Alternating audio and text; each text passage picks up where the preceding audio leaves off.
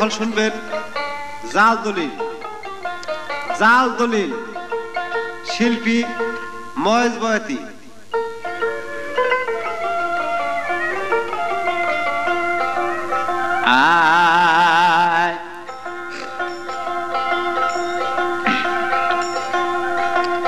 ওরে দয়াল,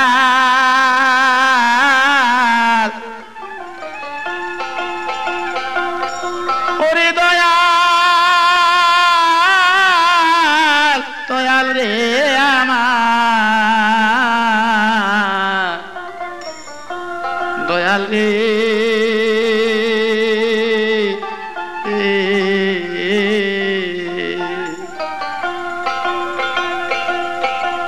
এই ক্যাসেট পেতে হলে যোগাযোগ করুন আলোকসজ্জা, ভিক্টোরিয়া রোড, টাঙ্গাইল।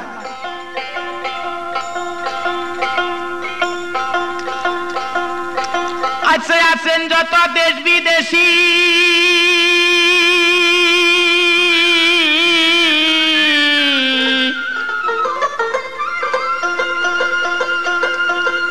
ও গো আমার শ্রোতা বন্ধু ভাই,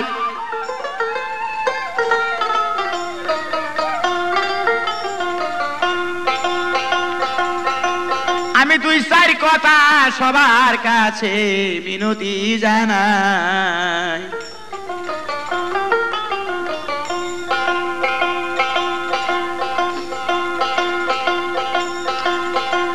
এই গানটি হলো ভাই জাল দলিল। সেই দলিল হইল কেমন করে?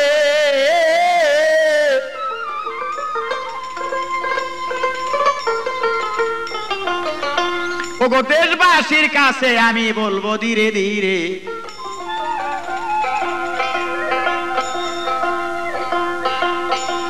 রমজান নামে একটি লোক এক গ্রামে ভাই ছিল।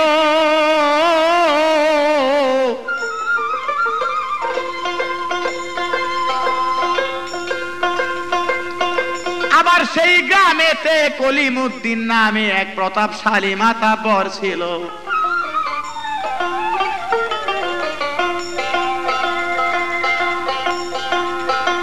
সেই রমজান আলী ফকির ছিল, ফকিরি গানের ভাই।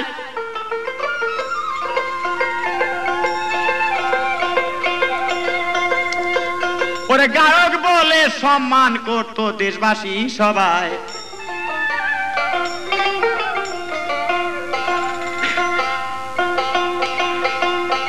রমজান ফকির গান গাইতো সুন্দর একটা একতার আওয়াজ আইয়া।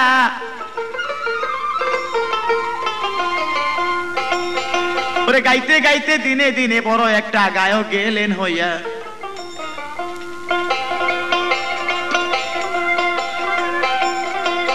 দেশ বিদেশে ভক্ত বা নাইল গো রমজান বায়াত পরাইয়া রে।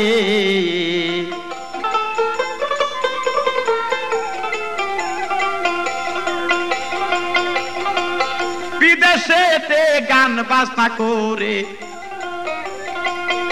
অনেক মুরিদান বানায়। এইদিকেতে 5 বিঘা সম্পত্তি ছিল ভাই। জমি জমা পড়ার কাছে রমজান যাই গো বর্গা দিয়া।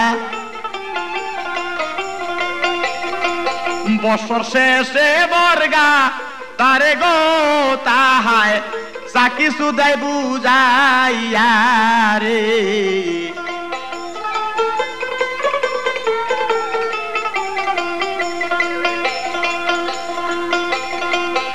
এমন হয় 3 মাসে পরে একদিন বাড়িতে আসে ফিরিয়া। রমজানের কিন্তু 4 জন সন্তানের সবাতে যাই কইয়া। আইসা শোনে খাবার নাই ঘরে, সন্তান আছে অনাহারে। এসব শুনিয়া রমজানের মাথাটা যায় ঘুরে। এইদিকে এতে কলিমুদ্দি মা দেবর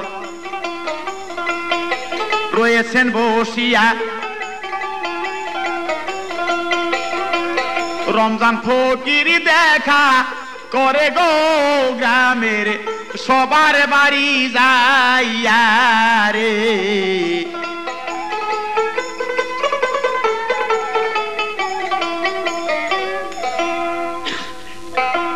কলিমুদ্দি মাতাব্বর দেশের একজন প্রতাপশালী লোক এবং 22 গ্রামের মাতাব্বর।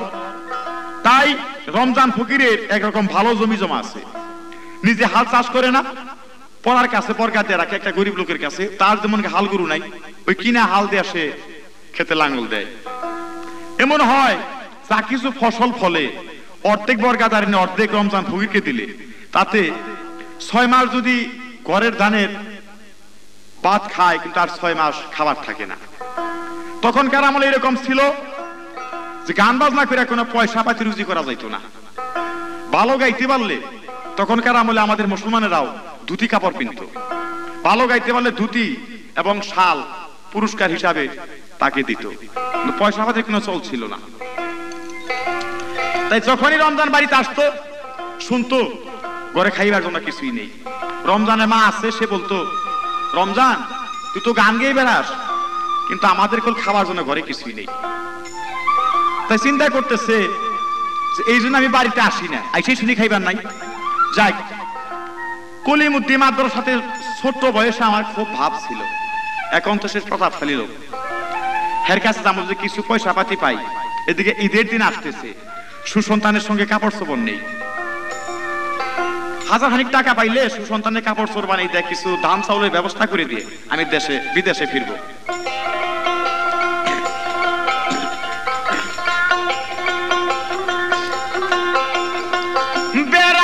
বেড়াইতে গো রমজান একদিন কলিমুদ্দির বাড়ি গেল।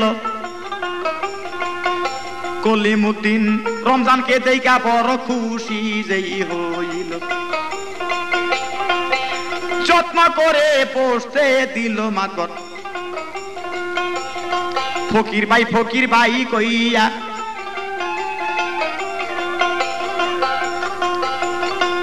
বলে ছোট কালে একসঙ্গে গো কত খেলা তুলা গেছি করিয়া রে।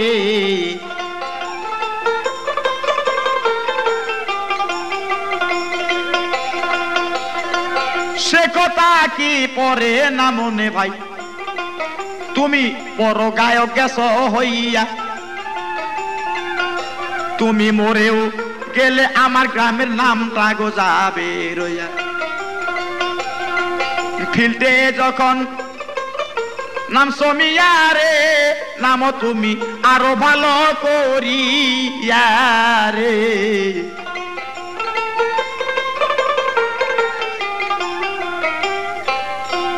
কলিমুদ্দি মাতাব্বর এইরকম জুজ দেওয়া শুরু করলো ওকে, কারণ যে আমার জমির সাথেই লাগনা রমজান ফকিরের জমিগুলা বড় ভালো, কিন্তু হাল চাষ করতে পারে না।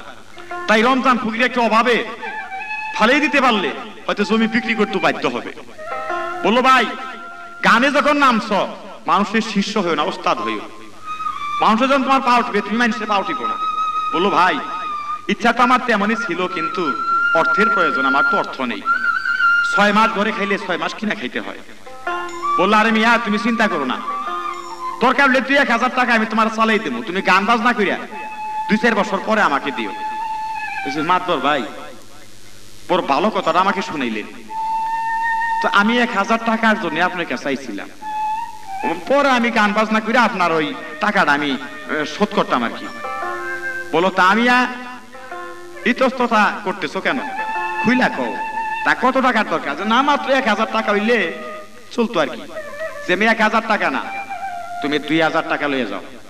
1000 টাকা দিয়ে কি করবা, করবাটা কি? 2000 টাকা লইয়া যাও, কিছু ধান চাউল কিনে দিয়ে যাও, তোমার সুসন্তানে করে গায়ে কাপড় চোপড় নাই, তাদের কাপড় চোপড় কিনে দাও। মিয়া তুমি 6 মাস বিদেশে থেকে আসো, তোমার খাওয়ার কোনো অসুবিধা হবো না, যে অসুবিধা হয় সেটা আমি দেখবো, তুমি ফিল্ডে নামো। টাকা 2000 দিচ্ছে, রমজান ফকির খুব খুশি হইলো, কিন্তু রমজান ফকির লেখাপড়া জানতো না, অশিক্ষিত ছিল। তাই বললো ভাই তোমার কাছে কাগজপাতি চাও আমার ঠিক হয় না, যদি তবু মনে করো সুসন্তানরা হয়তো মাইনা নিব না, হয়তো আমি মইরা গেলে আমার সুসন্তানে বলবো আমরা 5,000 টাকা পাই, তোমার সুসন্তান বিপদে পড়বো। তাই বলছিলাম কি লেখাপড়ার দরকার নাই, তুমি মাত্র এই সাদা কাগজটা একটা টিপসই দিয়ে যাও, আর কিছুই লাগবে না। রমজান টিপিস ও গেল দিয়া রে,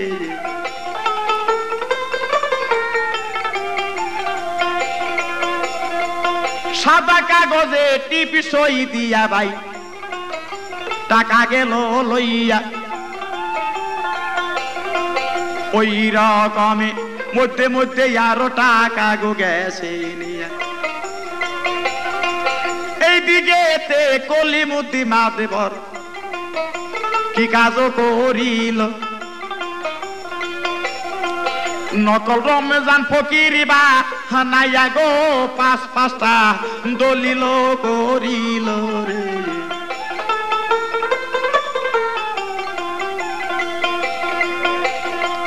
পাঁচটা দলিল রাখিল গো কবরে, রমজান যখন যাবে মরিয়া তখন আমার এই জাল দলিলটা যাবে গো রাইট হইয়া। 5-5টা দলিল যে করলো কিন্তু রমজান কিছুই জানে না। হঠাৎ একদিন বিদেশেই যাইয়া গো রমজানের অসুখ হইলেন তখন আরে,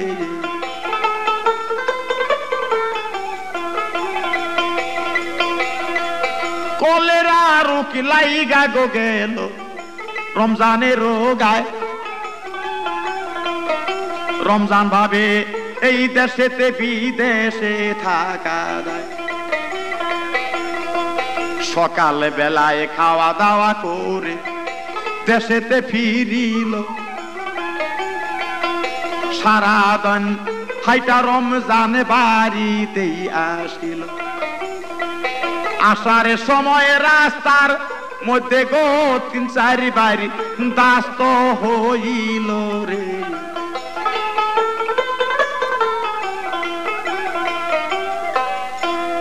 মনে করেন আসার সময় 3-4 বার দাস্ত হওয়াতে রমজান ফকির খুব হালকা হয়ে পড়ছে। তাই বাড়িতে এসে সন্ধ্যার সময় বলতেছে, মা মা তুমি কি ঘুমাইছো? মা গো ঘুমাইছো কি? রমজান ফকিরের মা ঘরের থেকে শুনছে, কি ঠিক আমার সেই রমজানের মতো ডাকে, দৌড়ে বাইরেছে, দেখি রমজান বাহির বাইরে পড়ে আছে। কিরে তুই করতে গেলি, কি সমাচার? বলো মা আমার কাল রাত্রের থেকে দাস্ত হইতেছে বারবার, আমার শরীরটা খুব দুর্বল, আমাকে ধইরা ঘরে নাও, বিছানা করে দাও। আর বড় ছেলের নাম ছিল রহিম। মনে করেন রহিমের 10 বছরের বয়স। বলতেছে, বাবা রহিম হয়তো আমি আর বাঁচবো না, তবে আমাকে একটা ডাক্তার দেয়া শেষ চিকিৎসা করে দে। বলো বাবা আমাদের তো টাকা পয়সা কিছুই নেই। যে বাবা টাকা পয়সা কোনো অভাব হবে না, তুই কলিমুদ্দি মাতবরের কাছে যা। আমার কথা বললে আমার মনে হয় 5,000 টাকা চাইলেও সে না করবে না। কিছু যে বলছে, মাতবর কাকা আমাদের বাবা মরতে বসেছে, কলেরা রোগটাকে আক্রমণ করছে, আপনার কাছে পড়েছে টাকার জন্য। কলিমুদ্দি অন্য দিকে ঘুরে বলতেছে, শালা শালা মরলেই আমার ওই চাল দলিলটা রাইট হয়ে যাবো, আর টাকা দিলে শালায় চিকিৎসা করে আবার ফির ভালো হইব। আমি চাই না শালায় ভালো হোক, শালার মরতেই হবে। বলো বাবা তুমি চাইছো, তোর বাবার অসুর কথা শুনে আমার খুব কান্না পাচ্ছে, আমার কান্না আসতেছে, কিন্তু বিশ্বাস কর বাবা খোদার কসম একটি পয়সা আমার কাছে নাই। তোর বাবাকে বলিস মাদ্র কাকা খুব দুঃখ করলো, কিন্তু তার কাছে টাকা পয়সা কিছুই নেই। রহিম যাইতে এসে ফিরিয়া রে,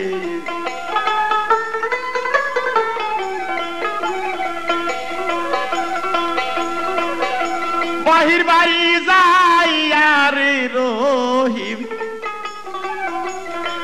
সবার কান্না শুনতেই পায়। বাবার কাছে যাইয়া দেখে রে প্রাণের বাবা হইয়া গেছে বিদায় রে।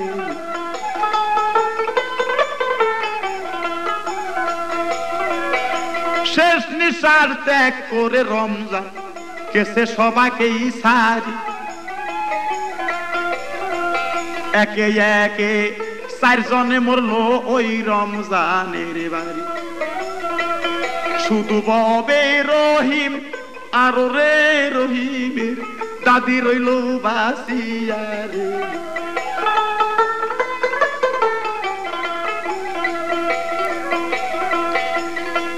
ফকির আইনা কলেরা রোগটা দিল দূর করিয়া রহিমার দাদি ব্যতীত দেখেন সবই গেল মরিয়া 15 দিন পর রমজানের জমি গো মাতাব্বর নিলেন দখল করিয়া রে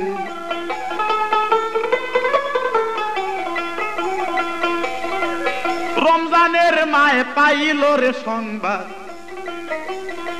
রমজানের জমির আল দিতে সেই উঠাইয়া নিষেধ দিল রমজানের মা সেই জমিতেই যাই কলিমুদ্দি কয় একে একে গো তোমার পুত্র 5টা দলিল দিছেই করিয়া রে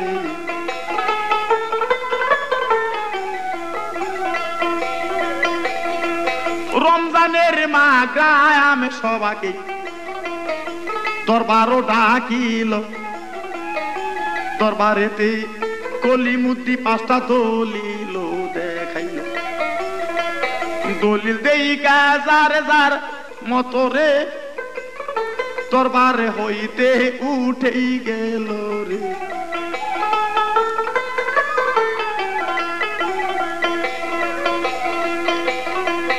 এইদিকে কেহ কেহ ভাই যুক্তি দিতে সেই তারে তুমি ডাকো দরবারে 22টা গ্রাম ধরে ওই না বেটি দরবার ডাকলো গো দেশের মেম্বার চেয়ারম্যানের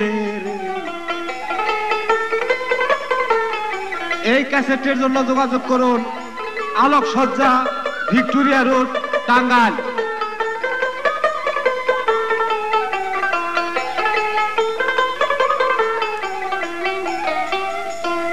শেষটাতে এক একে 3টা দরবার শেষের দরবার ইউনিয়নের চেয়ারম্যান এবং মেম্বার এদেরকে ডাকিয়ে লইল যখন ডাকিয়ে লয় কলিমুদ্দিন ওই এক একে 5টা দলিল নিয়ে হাজির করে দেখেন আমার ফাঁকা দলিল শুধু তার জমি না বাড়ি ঘর 2টা ঘর আছে বাড়িতে বাড়িটারই সমস্ত কিছুই আমাকে সে উইল করে দিয়ে গেছে 5টা দলিল আমরা 50,000 টাকা উঠে রাখছি অথচ মনে করেন ও মাত্র 10,000 টাকা নিছে উড়ে রাখছে 50,000 যখন আর পাক্কা দলিল দেখে সবাই আস্তে আস্তে সুরসাট উঠে জায়গা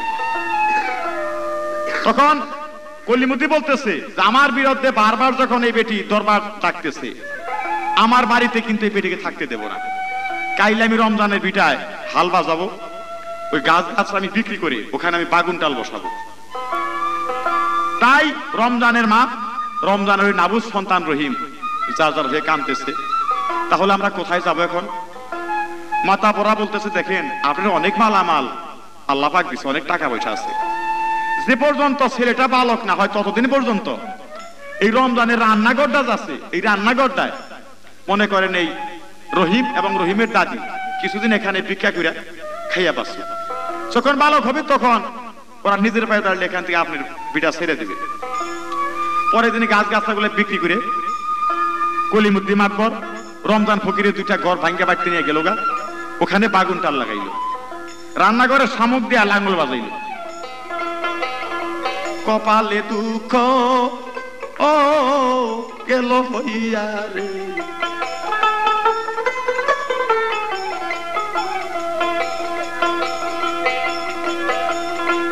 রহিমের দাদি ভিক্ষা গো করে পাড়ায় পাড়ায় যাইয়া সারাদিন রহিম থাকে ওই ভাঙ্গা গরিব মাথায় তাহার নাইও তলি রে থাকে একটা সিরা প্যান্ট পরিয়া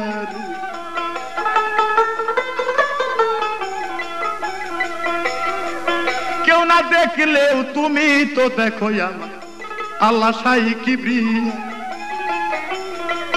দুঃখিতের উপরে কেন রে মালিক সাই দাও আরো দুঃখ চাপাইয়া রে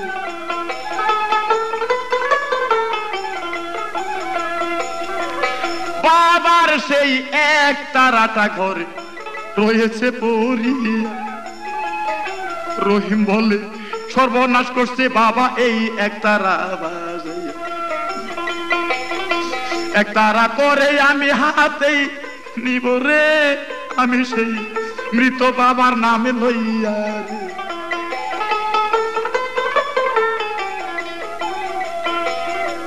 6 মাস ওই বাড়িতে থাইকা রহিম একদিন এক তারাটা লইয়া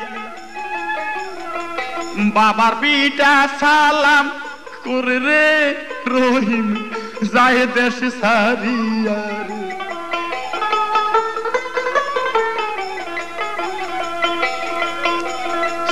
সারাদিনও যাইতে রে যাইতে এমন একটা দেশে গেল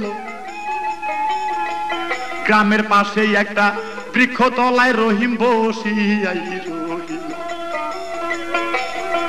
কার বাড়িতে আমি আশ্রয় লব রে কি বাইরে কোটে খাইতেই দিব রে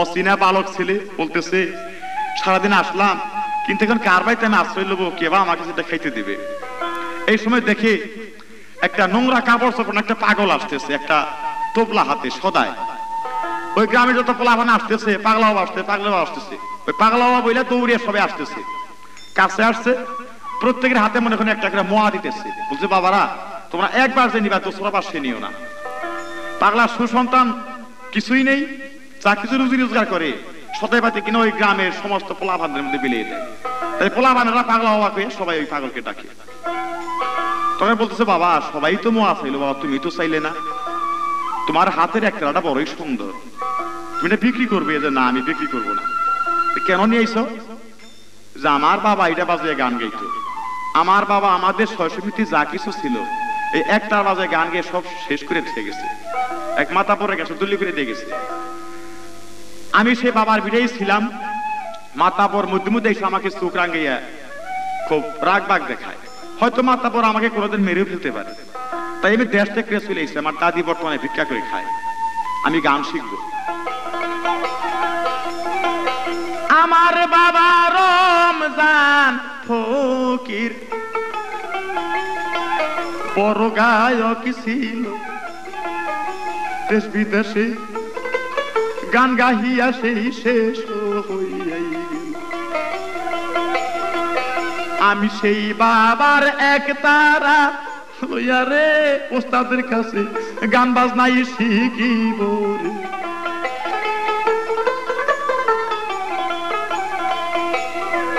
পাগলা বাবা থাবরা দিয়া বুকে ধরলো জড়াইয়া তোর বাবা রমজান ফকির তাইলে গিয়েছে এক পীরের কাছে পড়ছিলাম বায়াত রে দুইজনে একসাথেই মিলিয়া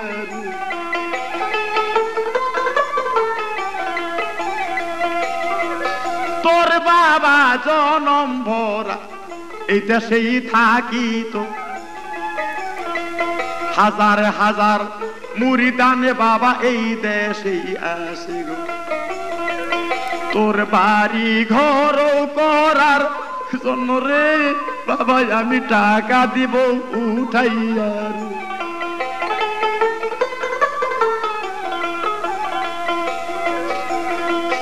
আমি যত গান বাজনা জানি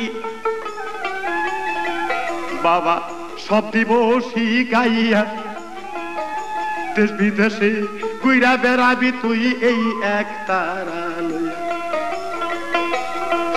পাগলারও আশ্রমে রহিমকে গো পাগলা গেল তখন লইয়া রে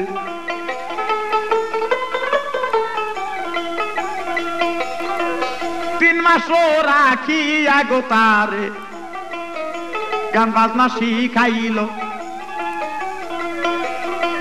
হঠাৎ একদিন এক গ্রামে হতে একটা বাইনা আসিল। ওই দেশে একটা নিয়ম ছিল, রমজান ফকির বড় পীর ছিল, সে মারা যাওয়ার পর ওই পাগলা বাবা হয়েছে বড়। যে কোনো বাড়িতে বডুক হোক, যে কোনো গানের আসন হোক, ওই পাগলা বাবাকে সভাপতির আসন সবাই দেয় ওনাকে। তাই পাগলা বাবা যতক্ষণ পর্যন্ত ওই বডুকে না যাবে ততক্ষণ পর্যন্ত বডুকে কোনো লোকে গান শুরু করবে না। বিভিন্ন এলাকার গায়ক আসবে, এক লোকে বলতেছে পাগলা বাবা আমার বাড়িতে ছোট্ট একটু বটুক লইছি, আপনি দয়া করে যাবেন, আপনাকে সভাপতির আসন দিয়া আমি একটু আনন্দ লাভ করবো। ঠিক আছে, আমি তো অনেক আনা হয়, আমার সঙ্গে আরেকটা বাচ্চা আছে, তোর কাছে ও দুইটা একটা গাইব নি, ঠিক আছে আমি যাব। রাত্রে গেছে, দেখে অনেক গায়কেরা সারিবদ্ধভাবে বসে আছে, পাগলা বাবা যায় নাই, কেউ গান শুরু করে নাই। যখন পাগলা বাবা গেল ওনার সামনে সভাপতির আসন দিয়া বলো বাবা আপনি আদেশ করেন। বলছে হ্যাঁ, আমার অপেক্ষায় বসে আছো কেন, তোমরা গান শুরু করে দাও। একে একে সব গায়কে গান গাইতেছে ভাই, রহিমের পা লাই আসিল শেষের বেলা। পাগলা বলে দাঁড়াও রহিম গো, তোমার বাবার এক তারাটা লইয়া রে।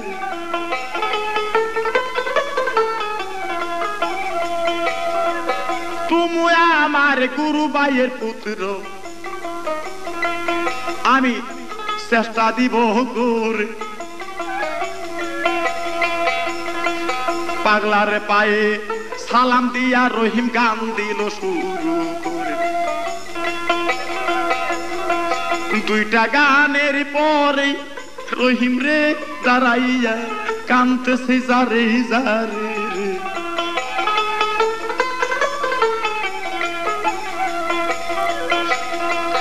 মাতা পিতা কেউ নাই রে আমার, সবকে সেই ফুরাইয়া আপনারা করবেন কিছু সাহায্য গো, আমার বাড়ি ঘর লাগিয়া রে।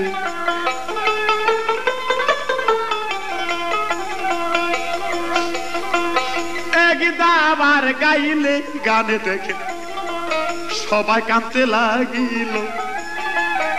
শিশুর মুখে কান্না দেখে সবাই পাগল রে হইয়া। পাগলা বাবা রমজানের নামটা আসরে দিল কইয়া, রমজানের ভক্ত যারা রে তারা সেদিন পাগল গেল হইয়া।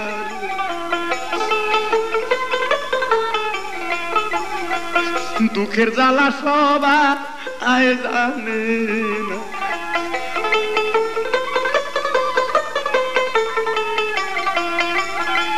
মহেশ বয়াতির কণ্ঠে আপনারা শুনতেছেন জাল দলিল।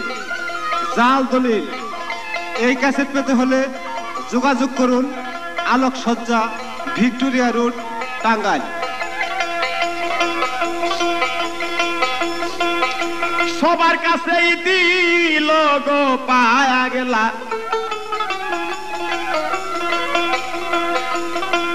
গুরুর ছেলের ভার দিয়া আসর হইতে পাগলা দিলেন রহিমকে নামাইয়া। নারী পুরুষ সবাই যাইয়া গো রহিমকে কোলে লয় তুলিয়া রে।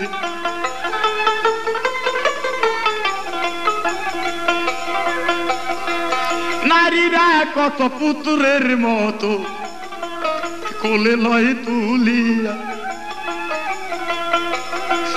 কান্দ না তোমার বাড়ি গরু রে গুরু ভাই, আমরা দেব করিয়া।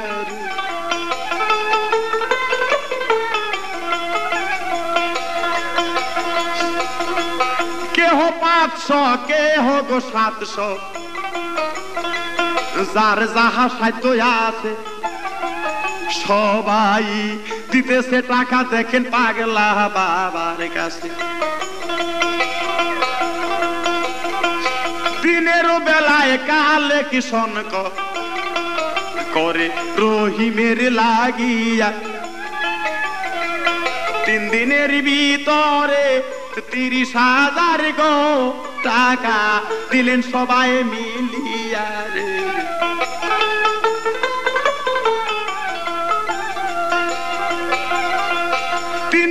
পরে হটায়া কয়রে পাগলা নিশারাত্রি হলো, ঘুমের তালে রহিম রহিম বলে কান্দিয়াই উঠিল। স্বপ্নে দেখলাম তোর দাদি কাঁদতেছে রে, রহিম সেই ভাঙ্গা ঘরে বইয়া রে।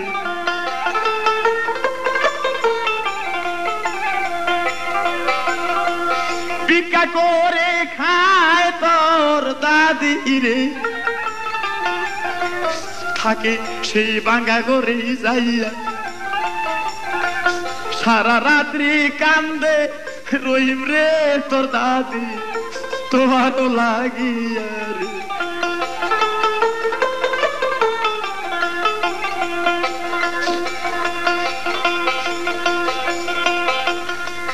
আমার যত ভক্ত বিন্দু আছে তুমি তাদের বাড়ি যাইয়া আমার কথা সবার কাছে সংবাদ দাও পৌঁছাইয়া। 3 দিন পরে জোহরদের সময় রে পাগলা বাবা গেল বিদায় হইয়া।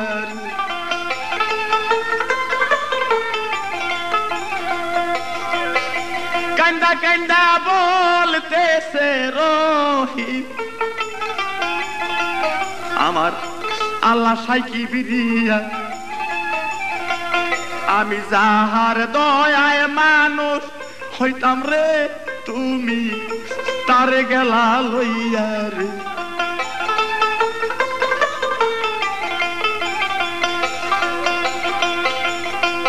গুরু তারে কইয়া গো গেল, প্রতি বছর এই দিন আসিলে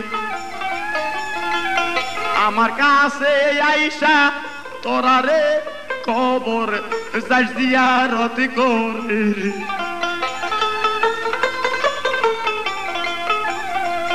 30,000 টাকা লইয়া রহিম দেশে যাইছি ফিরিয়া।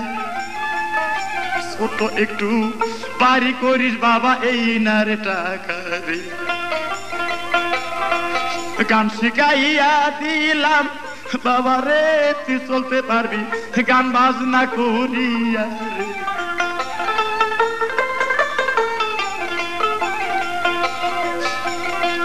পীর বাবাকে কাফন দাপন করে একটা রাটা লইল, নোংরা একটা তেনার মধ্যে 30,000 টাকা ভরিল। দৌড়াইয়া সারা দিন গো সন্ধ্যার সময় বাড়ি যাইয়াই পৌঁছিল রে।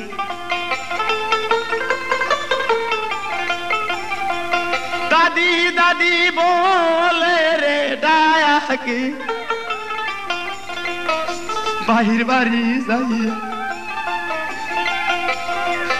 রহিমের ডাকেই দাদি রে সেই দিন গেল পাগল হইয়া।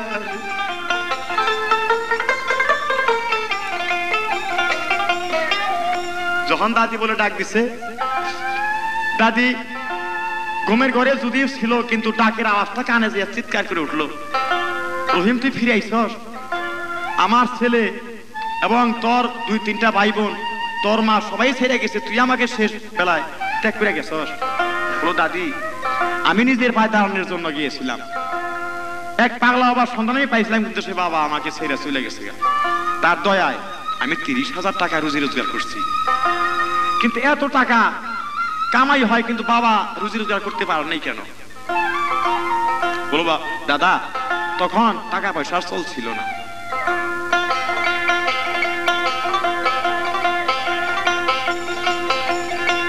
পরের দিন একদিন সকালে গো রহিম ওই এক তারাটা লইয়া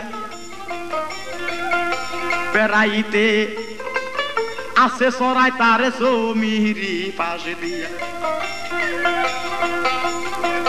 তুই চোখের পানি জোরে পরে রে রহিমের জমির কাছেই যাইয়া রে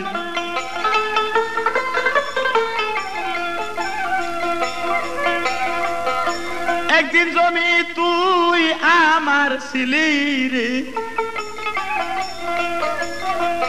বাবা গেছে দূর করিয়া তুই কি দেখোস না তোর রহিম কত থাকে রে না খাই সোনার ফসলে তোর বউ ক্ষেত্রে জমি রইয়াছে পলিয়া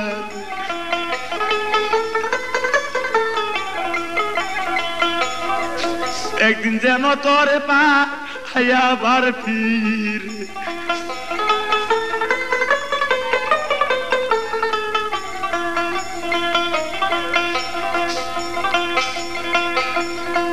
সোনামিয়া নামে এক মাতাবর তার জমিতে ধান কাটতেছে ভাই রহিমের ওই দেখা পাইয়া তারে ডাইকা কাছেই বসায় বলে বাবা জুয়ান হও তুমি দোয়া দেই করিয়া দরকার হইলে তোমার জমিতে আমরা লাঠি গো মারবো যাইয়া আমার মনে হয় কলি মুতিন গো ওই সেই একটা জাল দলিলি করিয়া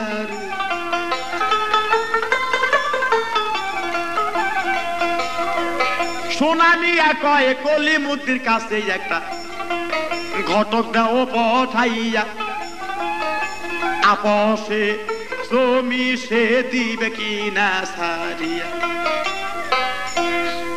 গ্রামের সোনামিয়া নামে এক মাতাব্বর সে বলতেছে বাবা আমার মনে হয় কোনো ভাবেই রমজান এই দলিলটা কইরা দেয় নাই অর্থাৎ জাল দলিল করছে তুমি একটা কাজ করো একটা লোক দ্বারা একটা গড়ক পাঠাও তোমার জমি স্বেচ্ছায় সে ফেরত দিবে কিনা তুমি জুয়ান হও দরকার হইলে তোমার জমিতে আমরা তোমার লগে যে লাঠি মারবো আমরা দখল করিয়ে দিব তোমার প্রয়োজন আছে তোমার জমি তোমার আগে যাইতে হবে এক লোক পাঠাইলো সে লোকে মাতবর সাথে মিল দিয়া বললো মাতবর সাহেব শুনতেছি রমজান পহিরের পোলা নাকি আবার জুয়ান এ দেশে ফিরছে গান বাজনে পাকা ফকির হইছে বাবারই মতন শুনতেছি গ্রামের হগলকে নিয়ে আপনার ওই জমিতে লাঙ্গল বাজাবো কয় না কলিম দিয়ে তো কাঁচা কাম করে নাই চিন্তা করিস না যে বেটা ওই জমিতে আল বাজাইতে আইব তার নাল দালা নেব বর্মু যদি এতই সাপ থাকে রহিম রে কোষ তার বাবা আমার কাছ থেকে 50,000 টাকা নিছিল তার বাবার জমি ফেরত নেই কিন্তু 50,000 টাকা আমাকে ফেরত দিয়ে দিক আমার কোনো আফসোস নাই 50,000 টাকার কথা রহিমেই শুনিয়া বলে এত টাকা কোথায় আমি পাবো কেমন করিয়া হঠাৎ একদিন নদীর পার দিয়া গান গাহিয়া যায় কলিমুদ্দিন মাকরের মাইয়া দেখেন জলা নিতে যায় দুলি বিবি দিনে দিনে গো কেসে বরসিয়া না হইয়া রে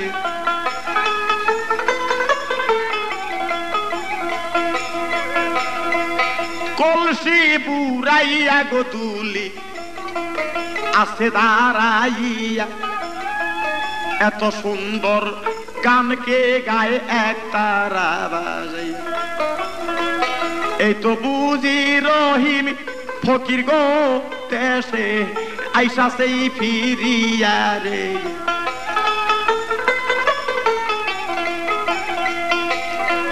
পানির কলসিটা পানির কাছে রেখে গাছের আড়ালে দাঁড়াইল ধীরে ধীরে রহিম ফকির কাছেতেই আসিল রহিম বলতেছে কে গো আমাকে দেখা ওই বটের আড়ালে লুকাইলা, কলসিটা তো বাইসা যেতেছে, একটু বছর সাঁতার দেওয়া লাগবে নি, তখন লজ্জা কোথায় থাকবো, দৌড়ে বাইরেছে কই, আমার কলসি তো পানির কাছেই আছে। ও মাইয়া মানুষ দেখলে কথা কবেন মন পাগল হয়ে যায়, তাই না? ওহো তুলি, তা আমার দেখে লজ্জা করতাছ? ছোট কালে কত এত খেলাধুলা করছি, কত মাটিতে ঘর বানাইছি, কত কিনা করছি, কিন্তু এখন তুমি 5 গ্রামের মাতাব্বরের মাইয়া, আমি তো সাধারণ একটা ফকিরের ছেলে, তাই তোমার সঙ্গে আমার সঙ্গে এখন ওড়া বসাটা সম্ভব নয়। ঠিক আছে আমি যাই, হয়তো কেউ দেখলে আবার সন্দেহ করবে। তুলি বলে দাঁড়াও রহিম, একটা কথা যাও শুনিয়া, 12 বছর ধরে আসি আমি তোমার পন্থী, আমি তোমায় ভালো বাসি গো রহিম ভাই, মন প্রাণ দিয়া রে।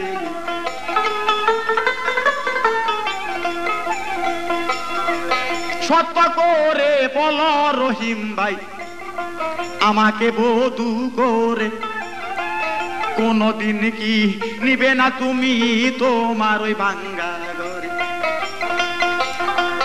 তুমি আমি গর্বা দিব গো রহিম ভাই, নূতন করিয়া রে।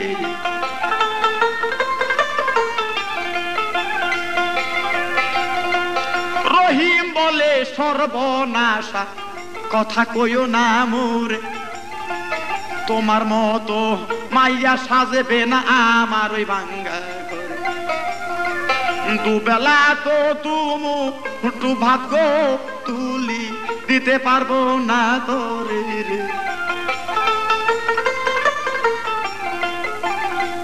তুমি তো জানো আমি যে একটা ফকিরের ছেলে গেছি হইয়া, তোমার বাবা দিছে আমার সবই সর্বনাশ করিয়া। আমি তোমাকে বিবাহ করতে চাইলেই গো তোমার বাবা ফেলিবেই মারিয়া রে।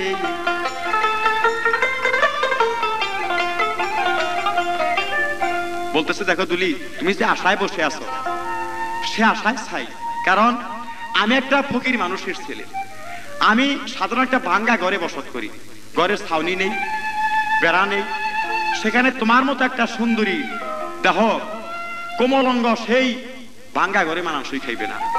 তাই আমি বলছিলাম কি, তুমি আমাদের গ্রামে ভালো ভালো ছেলে আছে, এদের সঙ্গে বিয়ে বসার একটা লাইন করোগা, কিন্তু আমার সঙ্গে সম্ভব না। তোমার পিতা শুনলে আমাকে একটা মারার ব্যবস্থা করবে। বলো না পিতা চাই কিছুই বলুক, আমি জানি। তুমি এক কাজ করো, বাবা তো বলছে 50,000 টাকা দিলে তোমার জমি ফ্রি দিবে, সেই 50,000 টাকা তুমি ফ্রি দাও। বলো তুলি, তাই যদি আমি পারতাম তাহলে পথে পথে ঘুরে বেড়াইতাম না। তুমি তো জানো অনাহারে কত কষ্টে কত দিন কত রাত কেটে যায়। তাই সত্যি বলতে কি আমার কাছে মাত্র 30,000 টাকা আছে, কিন্তু আর 20,000 টাকা।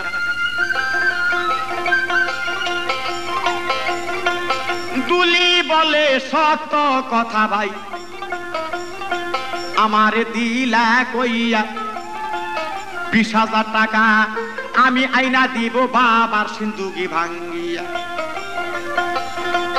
তোমার জমি ফিরত নিও গো তুমি সেই 50,000 টাকা দিয়া রে।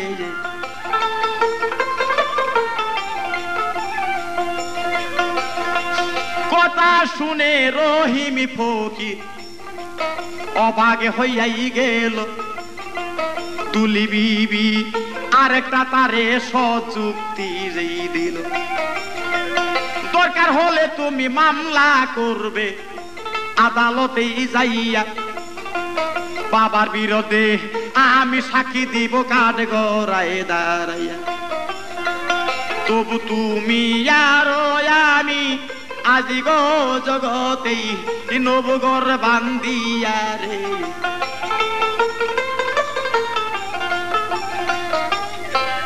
বলো তার দিনা হয়, বাবা টাকা ফেরত দিলে জমি না দেয় তুমি আদালতে মামলা করো।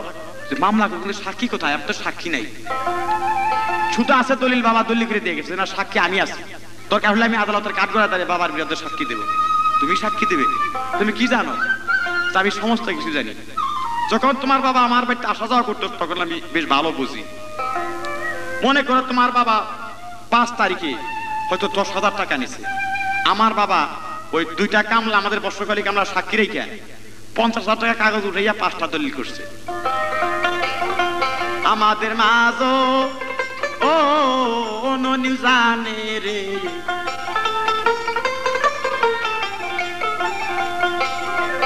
কথা শুনে রহিমি ফকির খুশি হইয়াই গেল। দুলির সঙ্গে ও আদা করে দেখেন বাড়িতেই ফিরি। তুলি যাইয়া বাবার সামনে গো সরাসরি বলিতেই লাগিল রে,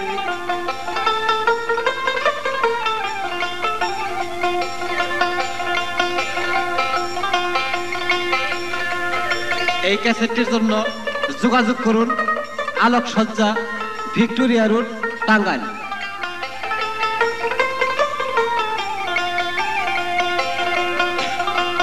তুলি বলে রমজান ফকিরের বাবা জমি দাও ফিরাইয়া।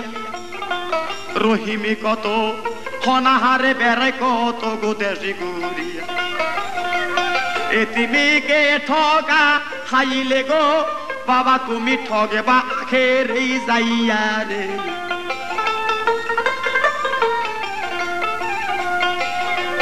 মেয়ের কথা শুই না গো বাবাই গর্জিয়া উঠিল। এই প্রবণ সোনা মাইয়া তোমারে কে দিল? তুলি বলে বাবা সব আমি জানি, তোমারে দেই কইয়া 10,000 টাকা নিছে সে 5 তারিখে আসিয়া। তুমি 50,000 টাকা ধরে গো 5টা দলিল লইছ করিয়া রে।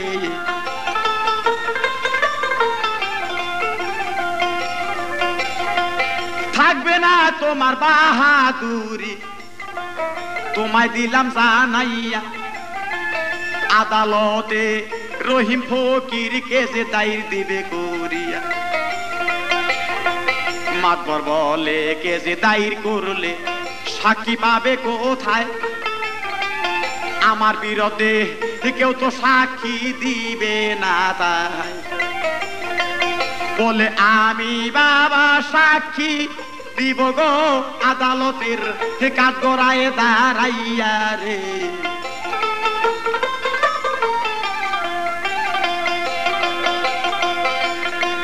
সাপের মতো ফোনা ধরে মাতবর মায়াকে মারতেই যায়।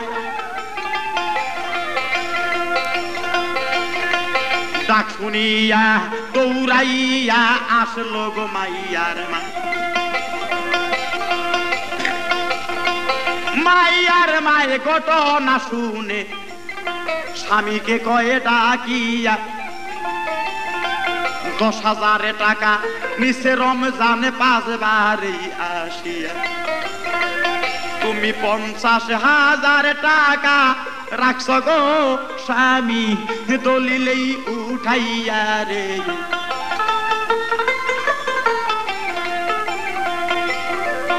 তোমায় না আমি কথা বলছিলাম এতিমকেই ঠকাইয়া। এহ পুরি করলে বাসায় ঠেকো আখেরাতেই যাইয়া। এখনো অনুরোধ করি গো এতিমের সম্পদ দাও ফিরাইয়া রে।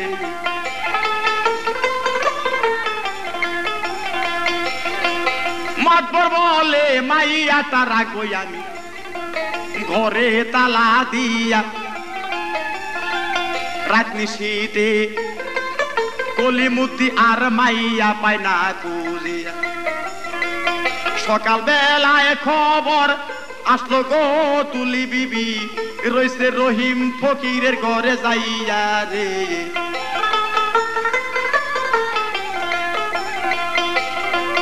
রহিম ফকিরের ঘরে গো যখন মায়াটি রহিল কলিমুদি এবার দেখেন হারিয়ে গেল। কলিমুদির ভিতরে একটা ভয় গেল আসিয়া, হয়তো রহিম মামলা করবে গো আমার মেয়েকে সাক্ষী বানাইয়া রে।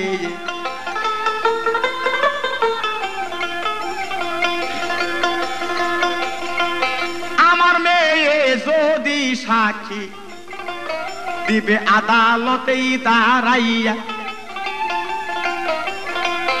আমারও বিবি আমার বিরুদ্ধে যায় চুক্তি করিয়া, এইভাবেতে হয়তো আমার গো যাবে ফাঁসের হুকুমে হইয়া রে।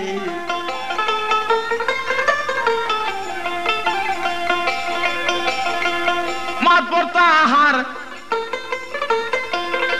কামলা লইয়া রহিমের বাড়ি গেল। রহিমের ওই হাতে দইরা বলিতেই লাগিল, ওরে ঠকাজি তার মধ্যে বুঝি গো রহিম তোমারই জয় হইল রে।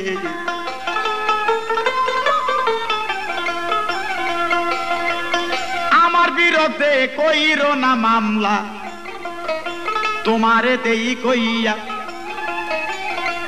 তোমার জমির সমস্ত ফসল তুমি আনো যেই কাটিয়া, তুমি আমার মেয়ের জামাই গো তোমার ছবি দিলাম ফিরাইয়া রে।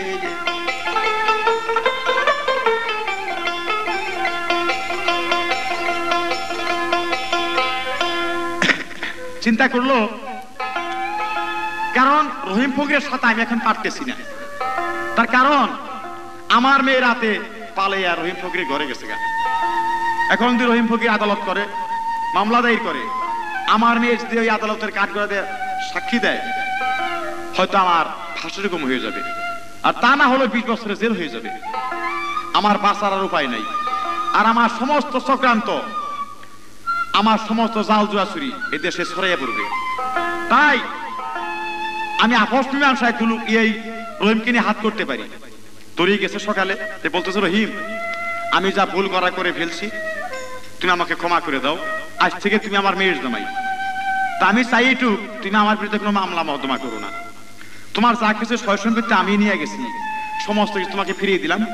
সমস্ত ফসল তুমি কালকে কেটে বাড়িতে আনো। আর তোমার বাবার যেটা ঘর আমি ভাঙিয়ে নিছি, তুমি কামলা লইয়া সে ঘরগুলা ভাঙিয়ে না তোমার পিঠে আবার তুমি উঠাও। তোমার সবই দিব ফিরাইয়া রে।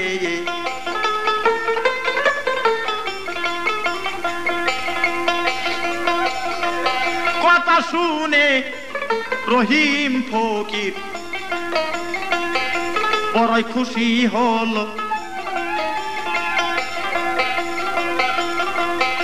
দুলুর জন্যে দুলির বাবা আমায় সব ফিরাইয়াই দিল।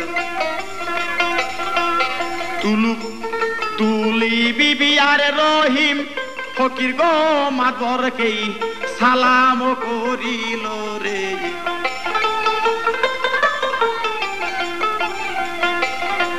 মাতবর তখন করলেন তোয়া, দুইজনের মাথায় হাত দিয়া। মাতবরের বাড়ি হতে 2টা ঘরে রহিম নিয়ে গেলেন ভাঙ্গিয়া। এতিমকে ঠকাইলে পরে গো তাকে ঠকায় হে আল্লাহ সাই কি বিরিয়া রে।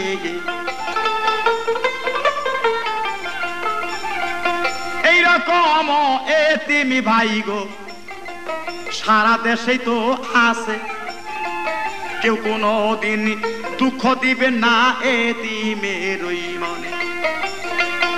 একদিন দয়াল নবী তো এতিম ছিল রে, আইসা এই না ভুবনের।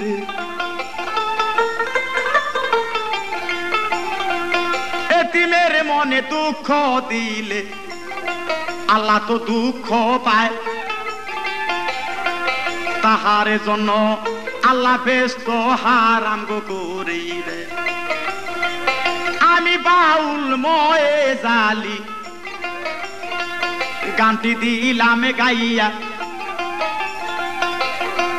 ভিক্টোরিয়া রোডে আলোক সজ্জায় গানে পাবেন গো টাঙ্গাইলে যাইয়া দেশ বিদেশে গান বাজনা করি আমার এই তো তারাটা লইয়া আমি এতিম শিশু কালে গো আমার মা বাপ গেছে মরিয়া রে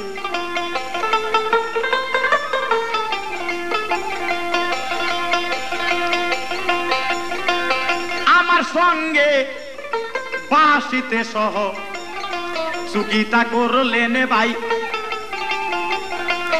বুয়াপুরের সেকান্দর মিয়া আমি জানাইলাম সবাই বাজাও বাজাও সেকান্দর মিয়া গো আমার তালে তাল মিশাইয়া রে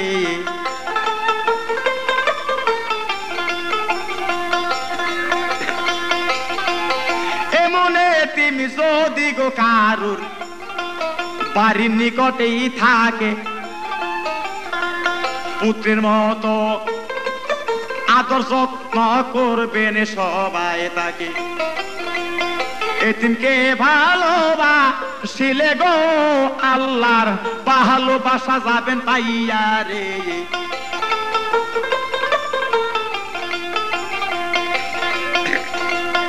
এতিমেরও মনের দুঃখ কেউ তো বোঝে না ভাই মা বাপ মরলে ভবে সে জন ওদিকে হইয়া যায় বিপদে পড়িয়া গেলে গো তাহার পথে কেউ থাকে না চাইয়া রে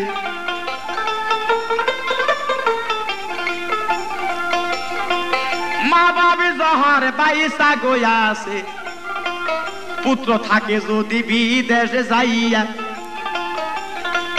সে পর্যন্ত পুত্র না আসে গো মা বাবে হে পথে থাকে চাইয়া রে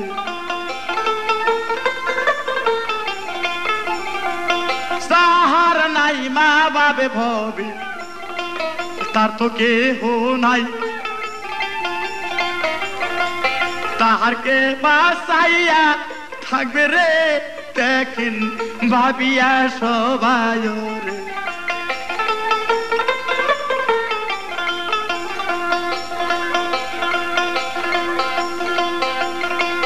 গান রেকর্ডিং লুৎফর মিয়া আমি সবাতে দিলাম কইয়া এই পর্যন্ত আমি ময়ে জালি যাই ইতি করিয়া উপজান গ্রামে আমার ছোট একটি গো টরেন ঠিকানা গেছে রইয়া রে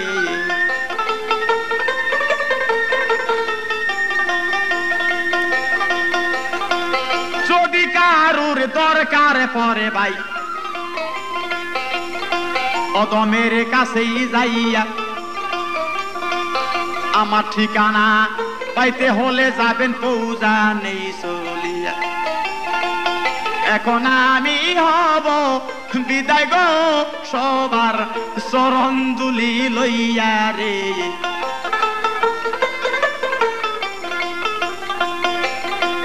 চাল দলিল ইলি যায় ফুরাইয়া রে